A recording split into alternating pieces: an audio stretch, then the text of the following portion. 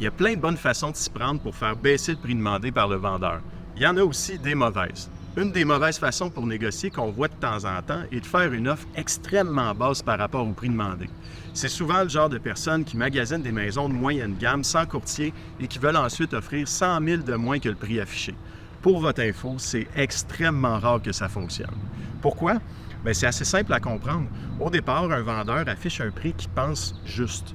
Après un certain temps sans vendre, il peut vouloir baisser le prix demandé pour attirer plus d'acheteurs, mais il va le baisser de maximum 50 000 parce que c'est déjà une énorme baisse et ça risque d'être suffisant pour réussir à vendre.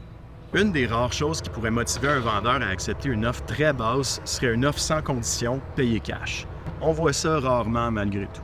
Il faut comprendre que même dans le marché en recul au niveau des prix qu'on vient de connaître, la moyenne de négociation au niveau du prix ne dépassait pas les 5 5 sur une propriété à 500 000, c'est 25 000. Vouloir trop négocier un prix peut faire aussi perdre toute crédibilité aux yeux du vendeur. Le vendeur va s'imaginer que l'acheteur cherche un deal ou qu'il va négocier encore beaucoup suite à l'inspection et il risque simplement de refuser l'offre plutôt que de vouloir faire une contre-offre. Donc, c'est pas une bonne stratégie, peu importe ce que certains coachs improvisés en pensent. On s'entend, tout le monde veut payer le moins cher possible pour le meilleur immeuble possible, mais négocier agressivement, c'est pas la meilleure approche.